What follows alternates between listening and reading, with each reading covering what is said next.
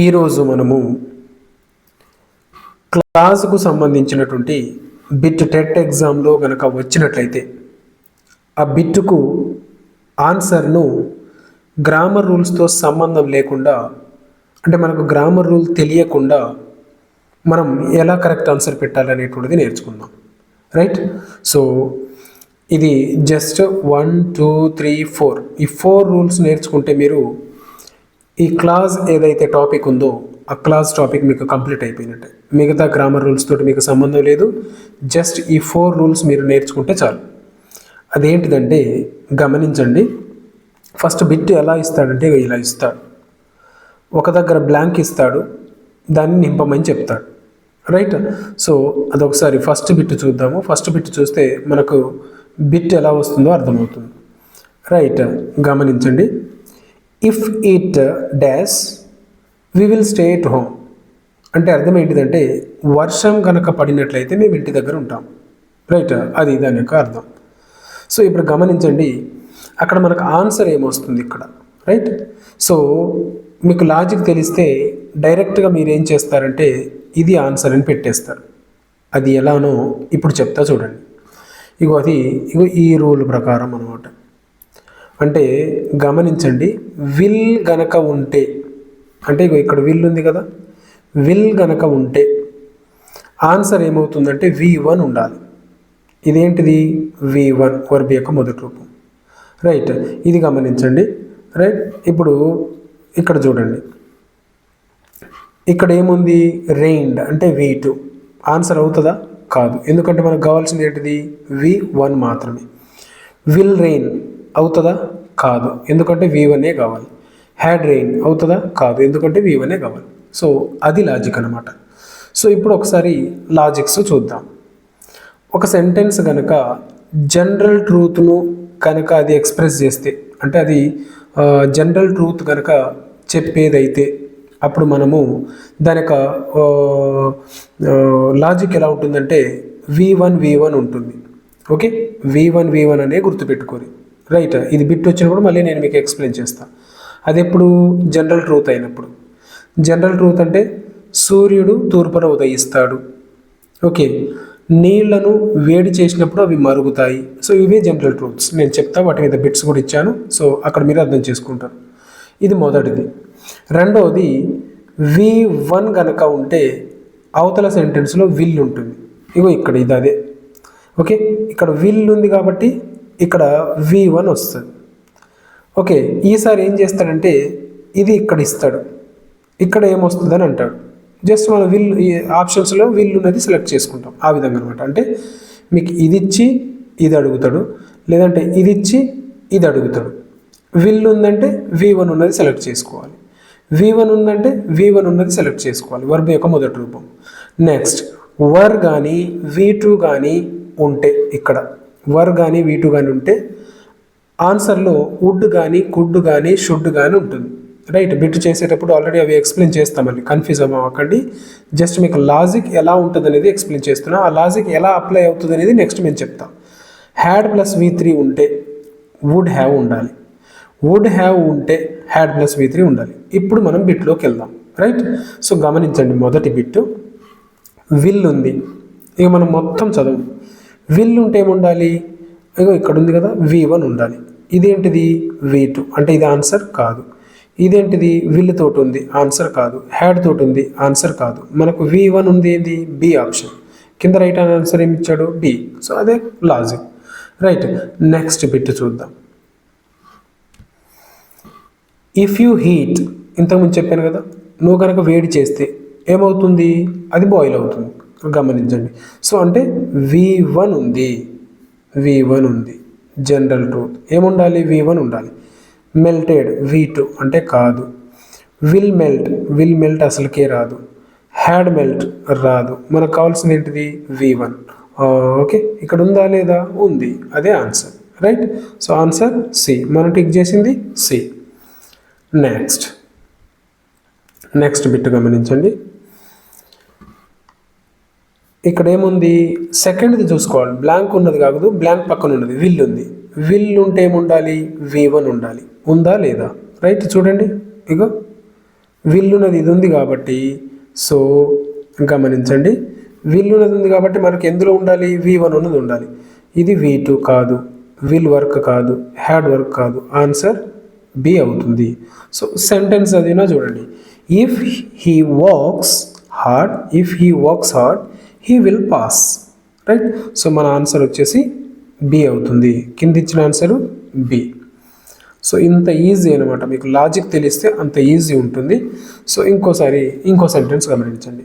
ఇప్పుడు గమనించండి, ఈ సెంటెన్స్ ఏమి ఇచ్చాడు, వర్ ఇచ్చాడు. వర్ ఉంది. వర్ ఉన్నప్పుడు ఏముండాలి, వుడ్ కానీ కుడ్ కానీ షుడ్ కానీ ఉన్నది ఆన్సర్ అవుతుంది. వుడ్ కానీ షుడ్ కానీ కుడ్ కానీ ఉండాలి. విల్ కాదు, షల్ కాదు, హ్యాడ్ కాదు, వుడ్. Right answer. కింద ఆన్సర్ చూడండి, సి. సో ఇంత ఈజీగా ఉంటుంది లాజిక్, అది ఎప్పుడు మీరు అర్థం చేసుకున్నప్పుడు. నెక్స్ట్ గమనించండి, వుడ్ ఉన్నది. వుడ్ ఉన్నప్పుడు ఏముండాలి, వర్ కానీ V2 కానీ ఉండాలి. రైట్. సో ఇందులో వర్ ఉందా, లేదు, అంటే ఏముండాలి, V2 ఉండాలి. కమ్స్, ఇది V1. విల్ కమ్, ఇది కాదు. హ్యాడ్ కమ్ కాదు.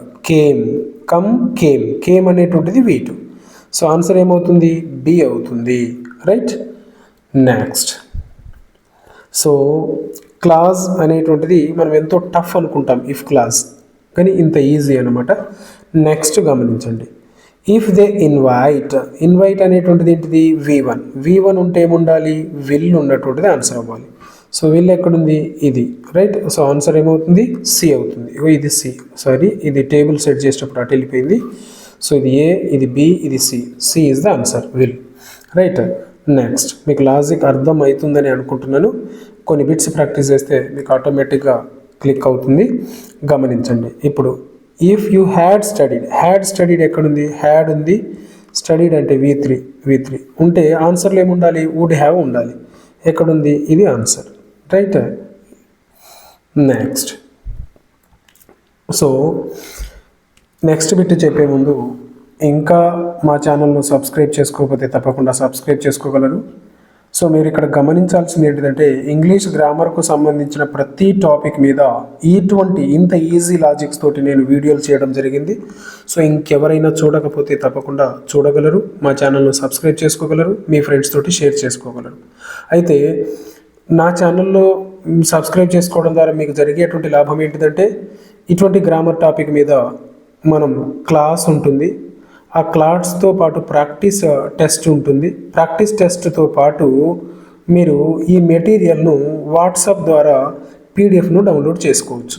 అంటే ఈ పీడిఎఫ్ను మీరు డౌన్లోడ్ చేసుకొని ప్రాక్టీస్ చేయవచ్చు. ఇప్పుడు మహా అయితే నేను ఇందులో 20 బిట్స్నే ప్రాక్టీస్ చేపిస్తాను మీతో. ఇప్పుడు నెక్స్ట్ మిగిలిన దాదాపు 50 బిట్స్ ఉంటాయి. సో అవన్నీ మీరు ప్రాక్టీస్ చేయాలంటే ఈ పీడిఎఫ్ మీ దగ్గర ఉండాలి.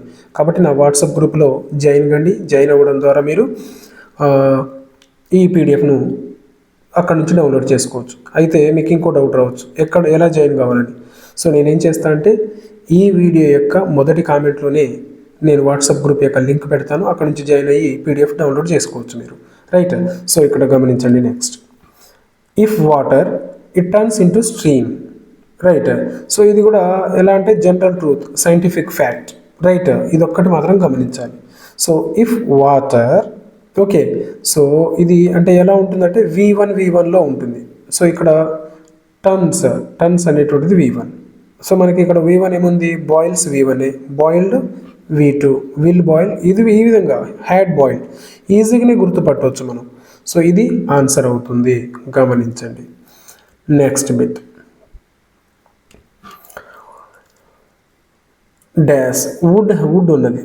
వుడ్ ఉంటే ఏముండాలి మనకు, వర్ కానీ V2 కానీ ఉండాలి. సో ఏముంది, were. If he were rich he would help the poor. అయిపోయాయి, అంతే. ఇక మనం అసలు ఆలోచించాల్సిన అవసరమే లేదు, అంత ఈజీ అనమాట. రైట్. సో మీరు చేయాల్సిందల్లా ఈ టేబుల్ని రాసి పెట్టుకోవాలి, చదివి పెట్టుకోవాలి. రైట్. పెద్ద కష్టమైన టేబుల్ కూడా కాదు. Next, if you don't hurry you will miss the bus.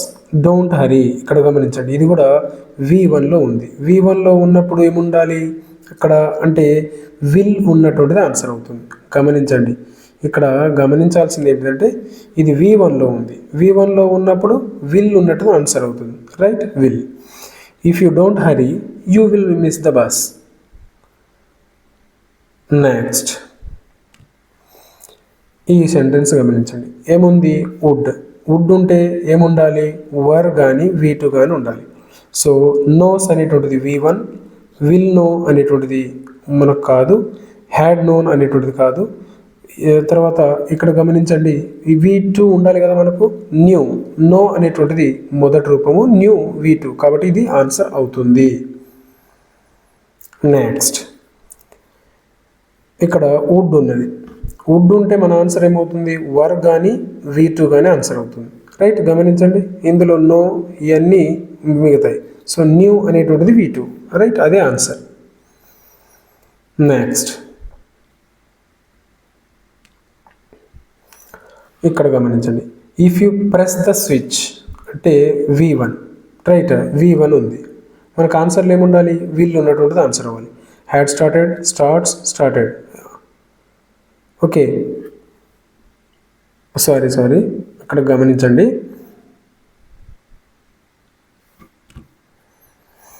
ఇది జనరల్ రిజల్ట్.